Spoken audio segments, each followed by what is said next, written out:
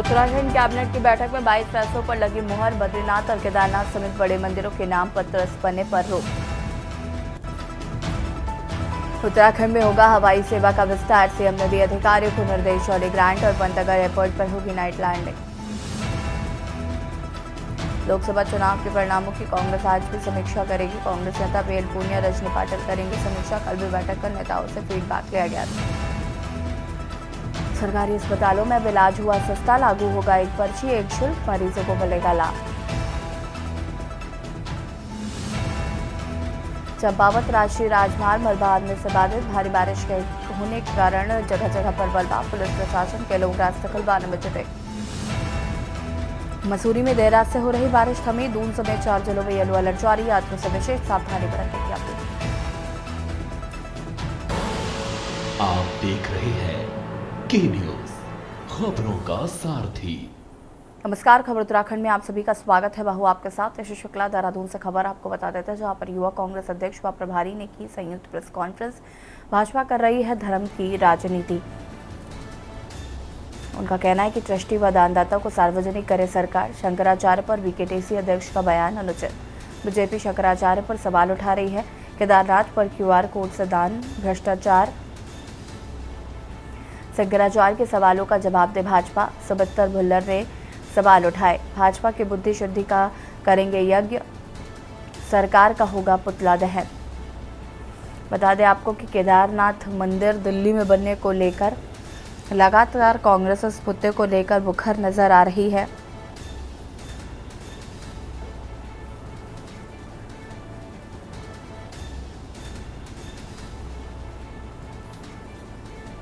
भाजपा की बुद्धि शुद्धि का करेंगे यज्ञ युवा।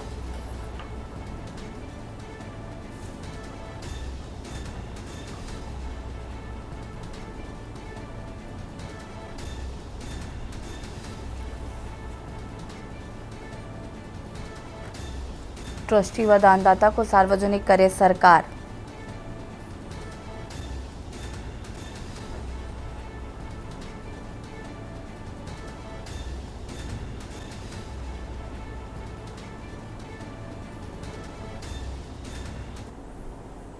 और इसी बीच आपको देहरादून से एक और खबर बता देता है। देहरादून से खबर, सरकार का दुकानदारों के लिए फरमान। खाने पीने की दुकानों पर लिखना होगा नाम। हरिद्वार कांवड़ रूट पर दुकानदारों को लिखना होगा नाम।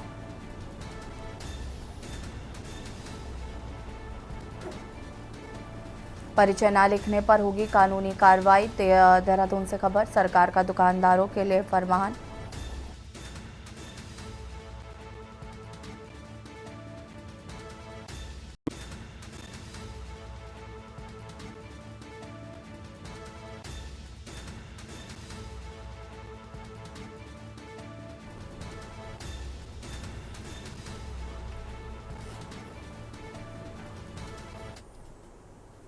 खबर उत्तराखंड से है, जहां पर राज्य की 2 विधानसभा सीटों पर हुए उपचुनाव के बाद अब केदारनाथ विधायक शैला रानी रावत के निधन के बाद केदारनाथ विधानसभा में भी उपचुनाव होने हैं। वहीं केदारनाथ उपचुनाव को लेकर भाजपा प्रदेश प्रवक्ता विपिन कैथुला ने कांग्रेस पर निशाना साधा।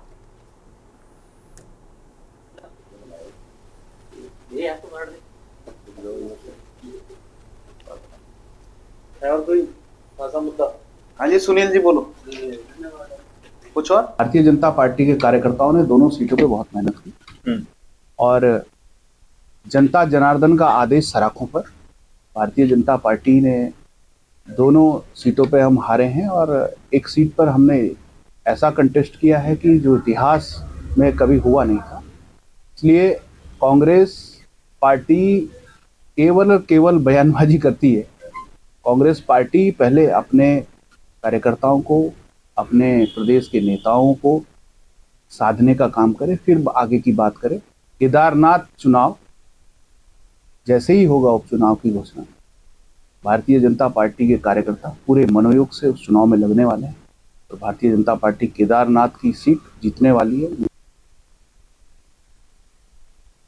सावन के महीने में हरिद्वार से चलने वाली पवित्र कांवड़ यात्रा 22 जुलाई से शुरू होने जा रही है। जिला प्रशासन ने कांवड़ियों की सुरक्षा और आस्था को ध्यान में रखते हुए सभी होटल ढाबे वालों को अपने होटल ढाबों के बाहर अपना नाम अंकित करने के निर्देश दिए हैं। साथ ही रेट लिस्ट, कर्मचारियों का सत्यापन और सीसीटीवी कैमरे भी लगाने के आदेश दिए गए हैं। आदेश न मानने वालों पर पुलिस ने शिकंजा कसना भी शुरू कर दिया है। थाना श्यामपुर पुलिस ने चुंडीघाट से चढ़ियापुर तक चेकिंग अभियान चलाया है। पुलिस ने आदेशों का पालन न करने वाले कई ढाबों का चालान काटकर 92,000 रुपए का जुर्माना लगाया है।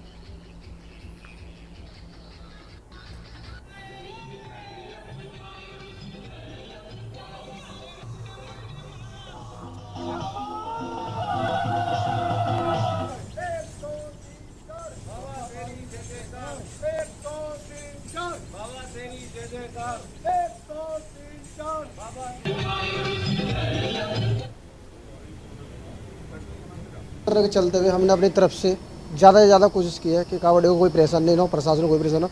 हमने रेस्ट लिस्ट वगैरह सब बिल्कुल ओके, सब कोई दिक्कत नहीं है। सत्यापन वगैरह अपने स्टाफ का, साफ सफाई को लेके काफ़ी कुछ हमने किया है बदलाव, और आगे भी हम करते रहेंगे। जैसे कांवड़ यात्रा भी चली रही है। सीसीटीवी कैमरे या नाम अंकित करना मालिक का, सब कुछ सब ओके है। सीसीटीवी 16 कैमरे लगे हुए यहाँ पे। हमने सब विशेष है, जो भी हम चाहेंगे, जो हमारे से ज़्यादा कोशिश हो अच्छे से अच्छे करेंगे। और भी इस फैसले को किस रूप में देखते हैं? अच्छा है, प्रशासन का जो भी है सबके लिए है, अच्छा होना चाहिए। रुद्रपुर पहुंचे सांसद अजय भट्ट ने मिलने वाले किसानों के द्वारा मीटिंग के बाहर पहले सांसद अजय भट्ट का इंतजार किया और अब अजय भट्ट किसानों से नहीं मिले, न ही उनका ज्ञापन लिया। किसान नेताओं ने सांसद अजय भट्ट मुर्दाबाद के नारे लगाते हुए मीटिंग हॉल के पास से बाहर आ गए। किसानों ने जमकर नारेबाजी करते हुए भाजपा सरकार को किसान विरोधी बताया। इस दौरान किसानों ने कहा कि वो सांसद अजय भट्ट को ज्ञापन देने के लिए पहुंचे थे, लेकिन सांसद ने उनसे मिलकर उनका ज्ञापन नहीं लिया। इसके बाद उन्होंने कलेक्ट्रेट परिसर में ही ज्ञापन की प्रतियां आग के हवाले कर दी। जैसा भी आपके संज्ञान में है कि ज्ञापन देने का कार्यक्रम था सांसद महोदय को, और उनके जो प्रतिनिधि हैं उनसे समय भी लिया गया था, लेकिन 2 बजे तक इंतजार करने के बाद भी वहाँ से कोई रिस्पांस नहीं आया कि वो उसको लेने आए। आज जो संयुक्त किसान मोर्चा के राष्ट्रीय मुद्दे हैं उनको लेकर के, और जो स्थानीय बात है, बाजपुर क्या ज़मीनों का मामला है, 1 साल से आंदोलन चल रहा है, वहाँ किसान बैठे हैं, उनका विषय था। यहाँ के क्षेत्र में ये लोगों के घर उजाड़ दिए गए इस भरे बरसात में बुलडोजर चला करके, उस विषय को लेकर के, और अन्य जो विषय हैं किसानों के भुगतान को लेकर के, किसानों के धान को लेकर के, अन्य चीज़ों को, मूल्यों को लेकर के, उन स्थानीय मुद्दों को लेकर के ज्ञापन था। जुलाई को दिल्ली के अंदर संयुक्त किसान मोर्चा की मीटिंग के अंदर ये तय हुआ था कि 16, 17 और 18 जुलाई को देश भर के सांसदों को हम मांग पत्र देंगे। जो भारत सरकार के सचिव द्वारा 9 नवंबर 2021 को किसान आंदोलन के दौरान लिखित चिट्ठी दी गई थी कि किसानों की मांगें हम मानेंगे, लेकिन 2 साल बीत जाने के बाद भी वो मांगें 3 साल नहीं मानी गई हैं। तो ये प्रतियां देकर आने वाले बजट सत्र के अंदर सांसदों से ये मांग की गई कि सांसद हमारी बातों को संसद के अंदर उठाएं और जो सरकार ने वादा किया था वो वादा सरकार पूरा करे। इस क्रम में आज हम उत्तराखंड उधम सिंह नगर के संयुक्त किसान मोर्चा के सभी किसान संगठन आज यहाँ के सांसद माननीय अजय भट्ट को ज्ञापन देने के लिए पहुंचे थे। वन क्षेत्र एवं आरक्षित वन क्षेत्र में अवैध तरीके से लकड़ी काटे जाने के मामले में वन विभाग के अधिकारियों एवं कर्मचारियों की संलिप्तता की वन पंचायत संघर्ष मोर्चा, समाजवादी लोकमंच व किसान संघर्ष समिति ने उच्च स्तरीय जांच की मांग की है तथा वन गुर्जर समुदाय व वनाश्रित समाज का उत्पीड़न रोकने की मांग की। वक्ताओं ने कहा कि बीते दिवस रंसाली रेंज तराई पूर्वी हल्द्वानी में वन गुर्जरों ने मौके पर जाकर ट्रैक्टर से अवैध तरीके से काटकर लाई जा रही कीमती शीशम, ख्यारोनी आदि लकड़ी से भरी ट्रॉली को पकड़कर वन विभाग के हवाले किया।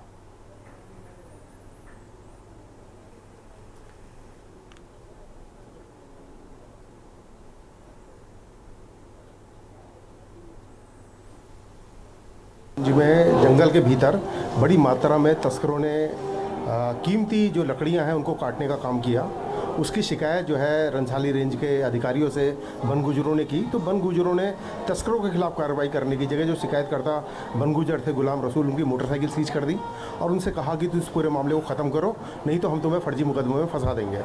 और जो वन तस्करों की जो ट्राली है वो अभी भी रेंज कार्यालय में खड़ी है और एक ट्राली उनके साथ मिली भगत करके बाहर निकाल दी और मौके पर तमाम लकड़ी बिखरी हुई हम लोग देख सकते हैं। तो हमारी ये मांग है कि इस पूरे मामले की उचित स्तरीय जांच कराई जाए। देखिए, हम इसलिए आए हैं, हमारे साथ उत्पीड़न तो बहुत हो रहा है, लेकिन जो आज इस समय जो प्रेस वार्ता का हमारा जो असली उद्देश्य यह है कि जब एक तरफ हमारे घरों के चारों ओर जंगल का पातन हो रहा था, जब उसे देखकर हम लोग सह नहीं पाए, क्योंकि जंगल ही हमारा जीवन है, तो हम लोगों में से हमारे गुलाम रसूल भाई ने कोशिश की शिकायत करने की कि इस तरीके से जंगल का पातन हो रहा है, इस तरह की शिकायत करोगे तो आपकी गाड़ी जो को सीज किया जाएगा, आप लोगों के ऊपर मुकदमे लगा दिए जाएंगे, जो कि 2-2, 3-3 साल तक आपकी जमानतें नहीं होंगी। और बड़े अफसोसजनक बात है, दूसरी बात ये कहते हैं कि आप लोगों ने चारा बोया, जबकि हमारा राइट्स बन रहा 2006 के तहत। खबर उत्तराखंड से है, जहां मानसून की बारिश के साथ ही डेंगू का प्रकोप बढ़ने की संभावना बढ़ गई है। स्वास्थ्य विभाग की ओर से डेंगू की रोकथाम के लिए लोगों को जागरूक करने के साथ ही घर घर जाकर डेंगू के लार्वा को नष्ट किया जा रहा है।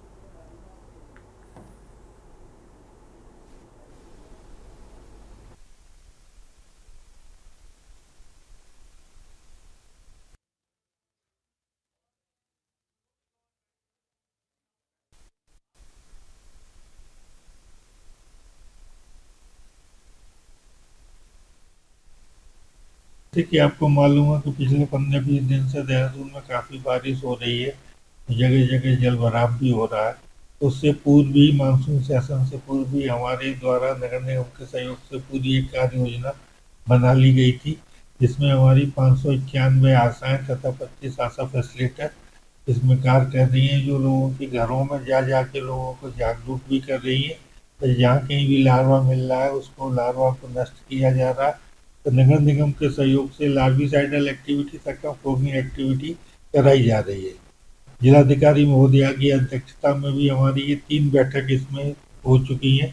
उनके द्वारा भी सभी विभागों को इसमें निर्देश दिए गए हैं कि जहाँ जहाँ भी पानी इकट्ठा हो रहा है तो उन संबंधित विभाग उसमें कार्रवाई करते हुए पानी को इकट्ठा न होने की कार्रवाई करेंगे।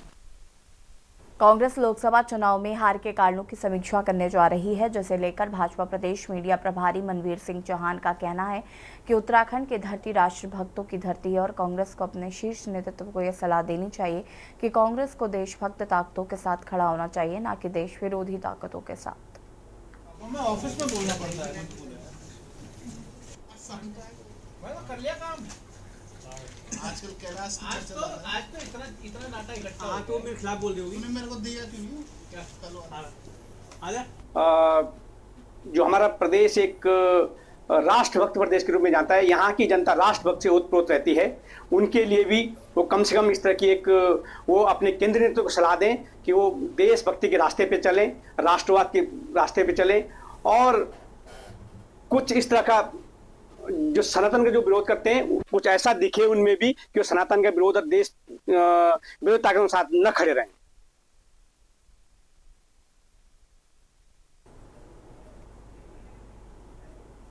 जशोधरपुर इंडस्ट्रियल एरिया की तस्वीर आज भी नहीं बदल पाई है। आज भी यहां फैक्ट्रियों से जहरीला काला धुआं निकलता रहता है। फैक्ट्री एरिया के चारों तरफ आबादी होने के कारण इस प्रदूषण से हर कोई परेशान है, जबकि फैक्ट्रियों के संचालन के लिए कई मानक भी हैं, लेकिन भाबर के जशोधरपुर इंडस्ट्रियल एरिया में मानकों की धज्जियां उड़ाई जा रही हैं, जिसको प्रशासन पूरी तरह से अनदेखा कर रहा है। देखिए रिपोर्ट।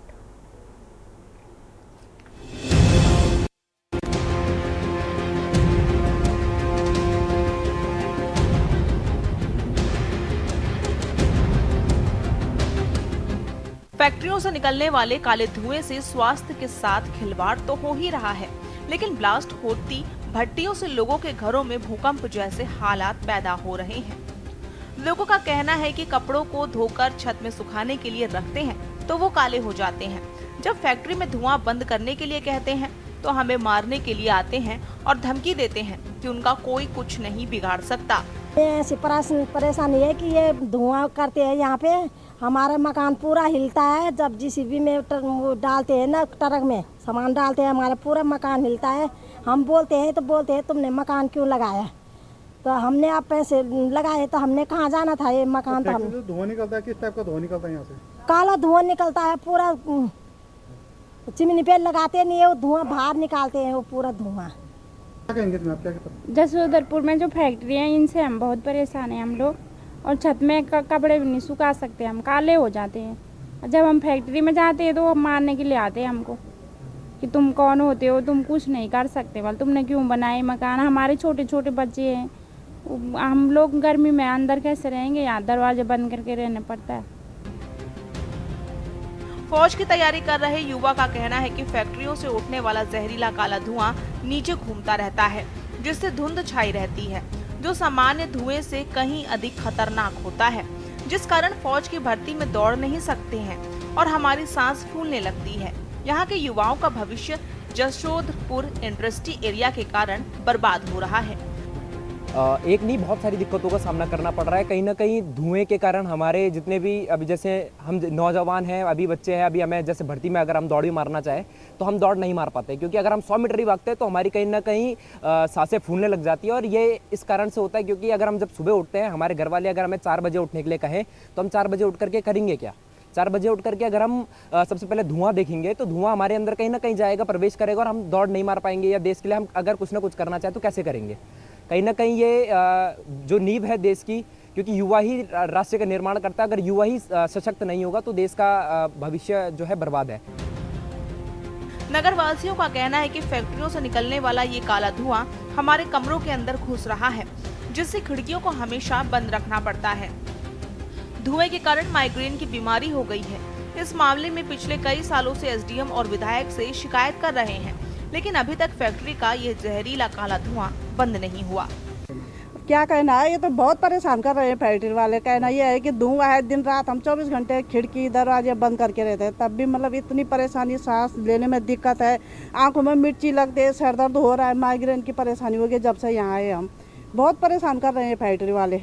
तो इसके लिए आपने कुछ शिकायत वगैरह कुछ? हमने बहुत बार शिकायत की। हम एक बार वहाँ भी गए, कोटद्वार भी गए, एसडीएम के पास, उन्होंने भी वो जब तक वो हरक सिंह थे जब तक तो उनको भी हमने एप्लीकेशन दिया, उन्होंने हमने ऐसे फेंक दिया वो एप्लीकेशन।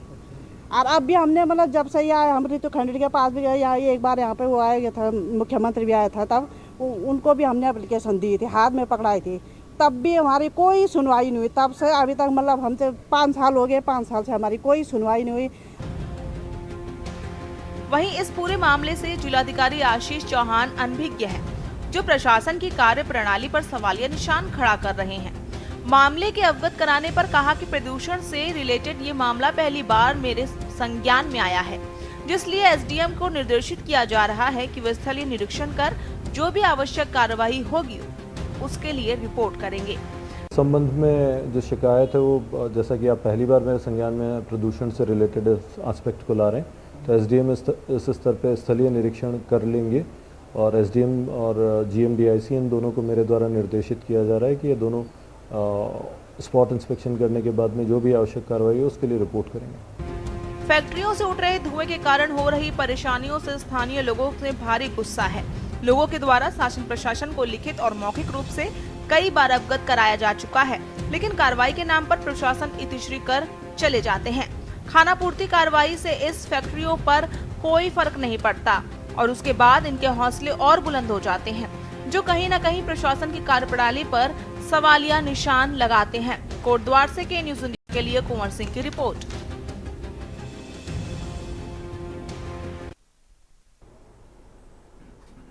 नैनीताल से भवाली मार्ग में सड़क किनारे लगी रेलिंग चोरी करने का वीडियो तेजी से वायरल हो रहा है।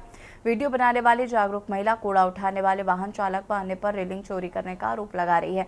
नैनीताल से भवाली मार्ग में भूमिया, धार और कैंट के बीच सड़क किनारे वाहन खाई में जाने से बचाने के लोक निर्माण विभाग द्वारा लगाई गई दर्जनों रेलिंग गायब हो चुकी हैं।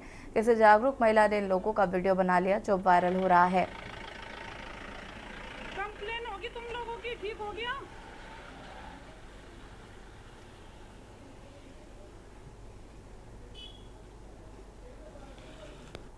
तुम लोगों ने सारी रेलिंग छोड़ ली यहाँ से, कैसे टूट गई? तुमने कम से कम 30-35 रेलिंग वहाँ से चुरा ली, किलोमीटर 3 से। किसने चुराई फिर?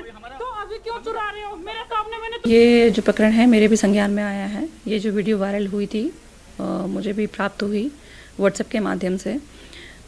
तत्पश्चात जो है मेरे द्वारा एसओ तल्लीताल जो है उनसे भी संपर्क स्थापित किया गया, उनसे भी विचार विमर्श इसमें की गई, वार्ता की गई। साथ ही नगर पालिका स्तर से जो है उपरोक्त जो कर्मचारी हैं उनके खिलाफ अनुशासनात्मक कार्रवाई अमल में लाई जा रही है। उनका सो कॉज जो है आज जारी किए गए हैं हमारे द्वारा और जैसे ही शिकायत की पुष्टि वगैरह होती है तो अग्रिम दंडात्मक कार्रवाई भी उन जो है एम्प्लॉयज़ पे की जाएगी। साथ ही चूँकि वो आउटसोर्स एम्प्लॉयज़ हैं, वो एक किसी संस्था से चयनित होकर आते हैं, उस फर्म को भी जो है हमारे द्वारा जो है नोटिस दिया जाएगा। खबर उधम सिंह नगर से है, जहां पर जसपुर सामुदायिक स्वास्थ्य केंद्र को रेफर केंद्र के नाम से जाना जाता था। जसपुर चिकित्सालय में अधीक्षक के पद पर तैनात डॉक्टर धीरेन्द्र सिंह गहलोत ने अस्पताल से रेफर केंद्र का नाम हटाने की खबर तेज कर दी। जसपुर चिकित्सालय में लगातार मरीजों की संख्या बढ़ती जा रही। डॉक्टर धीरेन्द्र ने बताया कि पहले जसपुर चिकित्सालय में जच्चा जननी कार्यक्रम विलचर प्रणाली थी। गर्भवती महिलाओं को दर दर की ठोकरें खानी पड़ती थी, लेकिन अब लगातार जसपुर चिकित्सालय में चिकित्सकों द्वारा सीजर ऑपरेशन किया जा रहा है। वे डेंगू के रोगियों के लिए स्पेशल वार्ड बना दिया गया है।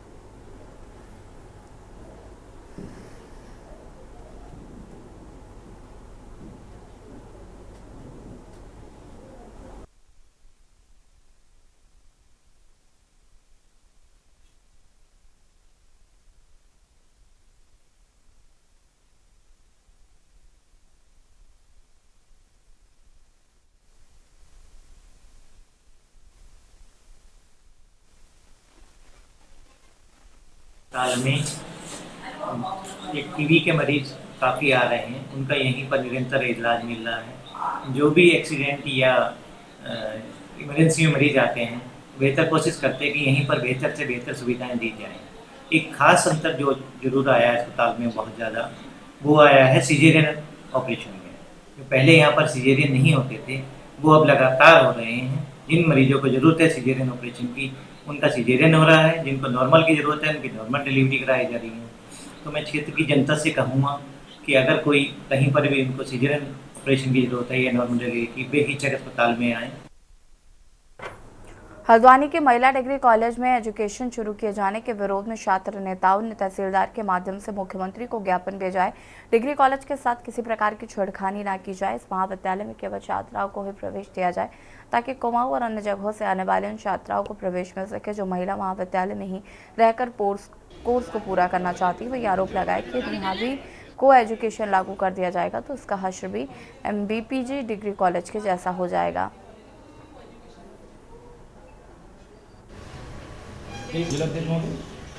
क्योंकि ये जो महिला महाविद्यालय बना है उसका मूल उद्देश्य ये था कि यहाँ पे सिर्फ छात्राएं बहनें आए, और अगर कोई भी छात्राएं बहनें लेती हैं उनके माता पिता निसंकोच महिला महाविद्यालय, यदि अगर कोई इसके साथ वो पढ़ने में से कोई आपत्ति नहीं है तो सेम यहीं पे MBBG हमारे पास महाविद्यालय है, वो बच्चा वहाँ भी जा सकता है। लेकिन इस महिला महाविद्यालय में जितनी भी छात्राएं हैं उनके माता पिता सिर्फ उसकी कंसर्न, कुछ भी ऐसी समस्या नहीं होती। महिला डिग्री कॉलेज जो हल्द्वानी में उपस्थित है, उसको शासन में एक प्रस्ताव चल रहा है कि उसको को एजुकेशन में तब्दील करने की मांग चल रही है, और उसके लिए शायद डायरेक्टरेट में भी और डायरेक्टरेट से कॉलेज में भी पूछताछ की गई है कि इसको कर सकते हैं या नहीं कर सकते हैं। तो अगर ये विचार चल रहा है तो आगे ये ना हो, हम चाहते हैं, क्योंकि एक ही मात्र महिला डिग्री कॉलेज है, उसमें बहुत ही अच्छा एकेडमिक माहौल है। हल्द्वानी स्थित एक महिला डिग्री कॉलेज है, उसकी कुछ छात्राओं द्वारा एक ज्ञापन माननीय मुख्यमंत्री जी को संबोधित किया गया है। उनका ये कहना है कि इस कॉलेज को कोएड किए जाने का कोई प्रस्ताव शासन स्तर पर विचाराधीन है, जिसका वो विरोध कर रहे हैं, तथा वो ये चाहते हैं कि इस कॉलेज को कोएड न किया जाए तथा यथा स्थिति में रखा जाए और महिलाओं के लिए ही इस कॉलेज को बनाए रखा जाए। खबर उत्तराखंड में फिलहाल इतना ही। देखते रहिए के न्यूज़ इंडिया। नमस्कार।